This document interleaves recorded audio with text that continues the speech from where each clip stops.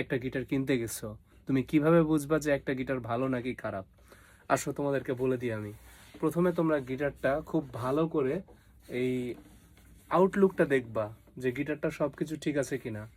এরপরে যেটা তোমরা দেখবা সেটা হচ্ছে এই যে ফ্রেট বোর্ড, ঠিক আছে? এই ফ্রেট বোর্ড এবং স্ট্রিং একদম এইভাবে এইভাবে সোজা আছে কিনা।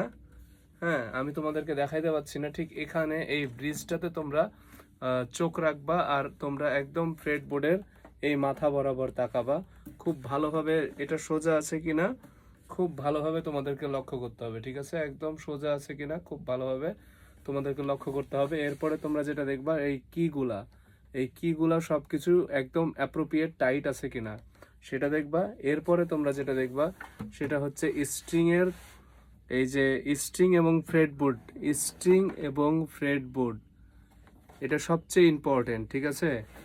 তোমরা দেখো স্ট্রিং এবং ফ্রেটবোর্ডের মাঝখানে এই ডিস্টেন্স কতটুকু, ঠিক আছে? যদি বেশি ডিস্টেন্স থাকে, ফ্রেটবোর্ড থেকে স্ট্রিং যদি বেশি ওপরে থাকে, তার মানে তোমাকে বুঝে নিতে হবে গিটার ঠিক নাই, ঠিক আছে? এই স্ট্রিং এবং ফ্রেটবোর্ড একদম কাছাকাছি থাকবে, ঠিক আছে? তাহলে বুঝবা অ্যালাইন ঠিক আছে, না হলে অ্যালাইন ঠিক না। অ্যালাইন ঠিক না থাকলে স্ট্রিং অনেক চেড়ে যায়। তোমরা বিভিন্ন সময় গিটার অনেক দিন ফেলে রাখার পরে দেখবা স্ট্রিং চেড়ে গেছে, ঠিক আছে? এরপরে এই যে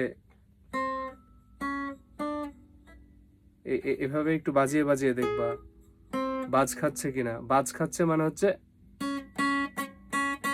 এরকম সাউন্ড হবে যখন এটা ধরে। আর একটা জিনিস খেয়াল করে দেখবা, প্রথমে বলবা গিটারটা টিউন করে দেন আমাকে। টিউন করে দেওয়ার পরে এই যে একদম 12 নম্বর ফ্রেটে চলে আসবা, ঠিক আছে? এখান থেকে কাউন্ট করে 12 নম্বর ফ্রেটে চলে আসবা।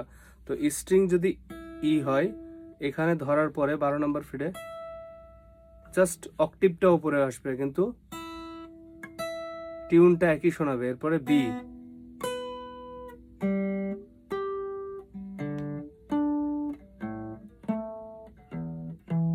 বুঝতে পেরেছো? সাউন্ডগুলো অক্টিভ। অক্টিভ মানে হচ্ছে ধরো এটা নিচের সা, ওটা উপরের সা, ঠিক আছে?